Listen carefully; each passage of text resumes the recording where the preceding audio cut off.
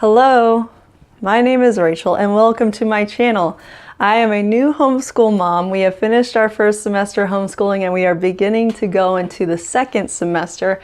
And this video is talking about how we did it and the process you can take if you are interested in homeschooling and don't know how to get started. So let's get down to our 5 tips on what you should do. The first tip I have for you is get a mission statement. Big companies have mission statements and it's the thing that they go by, their values. You need to have a mission statement for why you are homeschooling. This will empower you to go through any other hoops or struggles, because there are some days you're gonna be like, I could have sent them on the bus. They could be on the bus right now. It's gonna get you through moments like that. My mission statement and why I homeschool was that in today's age of technology with unlimited information, you can learn anything if you wanted to. There's no reason why they can't get a tailored education that plays on their strengths, right? That will fuel their passions, that they can learn at their own pace, and it'll give them a love for learning that is hard to do in a classroom where everybody has to teach kind of to the middle student.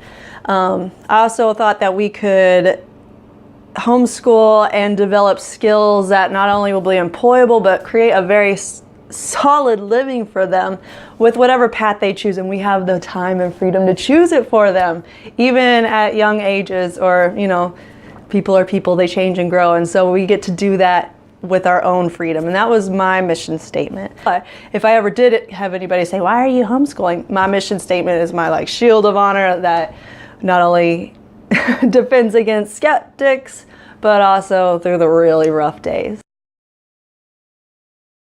The second thing I recommend you do is look up legalities in your area, in your state. I live in the United States and I live in a very lax state. All I had to do was say, I've got these kids, they're of these ages, don't worry about us, we got this. And so your state may not be that lax. Your state may not even care what y'all are doing. It just depends on where you live. What I did to find out was just Google my state, homeschooling laws. It took me to the education site that's part of the, everybody's education site. There's just a little branch off about homeschooling. I was able to call, ask all the questions I had, and it really set me on a good path knowing what I need to do.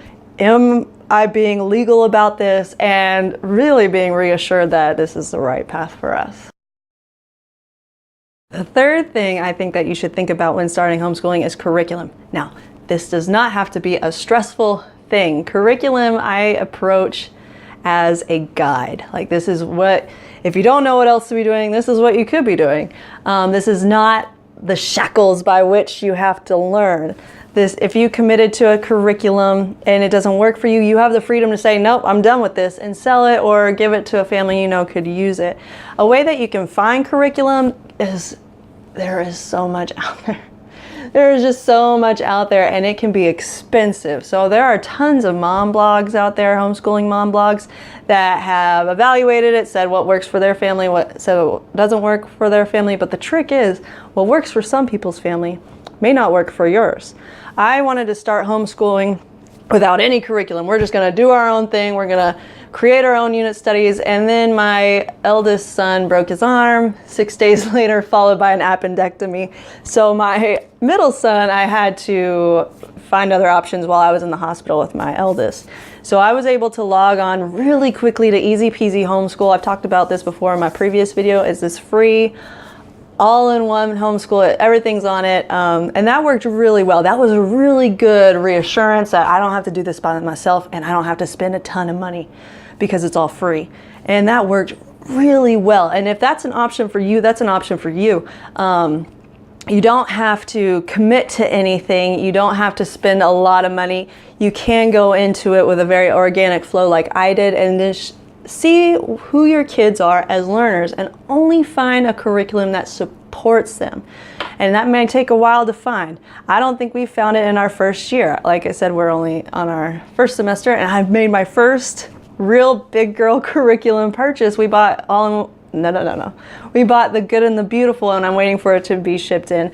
And I loved being able to download it for free and see all of it, because I was able to see the content, and I was like, yes, that's gonna help my sons right now where they're at. So I'm really excited for that.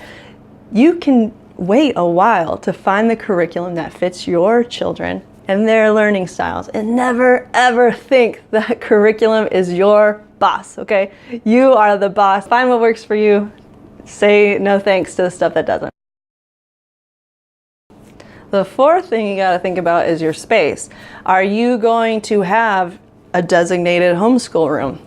In my previous videos, I've shown a lot of my apartment. We are 5 people in 900 square feet, and so we don't have the luxury of a lot of space to homeschool in. And so don't stress out about your space. Don't think you have to have the Pinterest perfect homeschool room with everything tidy and all these things. The only things you really need are school supplies, meaning pencils, writing utensils, scissors, glue, the things that you regularly use, a home for those so they're not strewn everywhere. And then a place for your library books. That's all that we do for our homeschool. That's the only thing we have. And then a place for their Chromebooks, because my sons do use Chromebooks frequently. And so anything beyond that is your own desires. If you have the luxury, the second spare bedroom or the absent dining room or the empty dining room, go for it. You know, if that's a space you can use. Otherwise, use your library, use your community as your classroom. Don't think that because I don't have the place that other moms do, I can't homeschool. That's a lie, and that's going to keep you from giving your kids the quality education you know they deserve.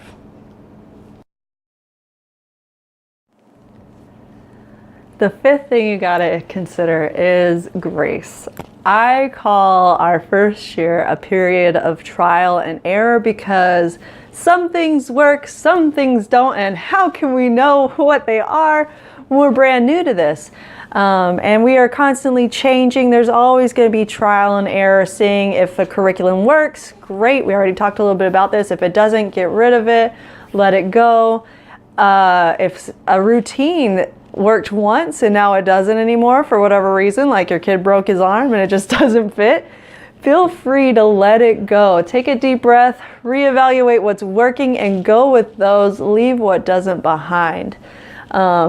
If something isn't working, or if y'all are always anxious and angry, take a look at what needs to change. There's a ton of just give and take while you're starting out homeschooling. Sorry, my daughter woke up. She's a little playa over there. So be able to give yourself grace, love, and focus on what's best. And it'll probably change from season to season, from week to week, from day to day even. So that was my list of 5 things to consider and tips when starting to homeschool, or considering homeschool for the first time, or wondering if it's right for you. And I promise you it is. Even if you think it isn't, it is, because it changes you and you get to grow right alongside your children. So if you have any other questions, be sure to leave a comment. If I missed anything that you're like, this would have really worked if I knew it in the beginning, please let me know too, so we can help others together. Thanks for watching my video. Be sure to like and subscribe if you thought this was helpful, and I'll see you next time. Bye.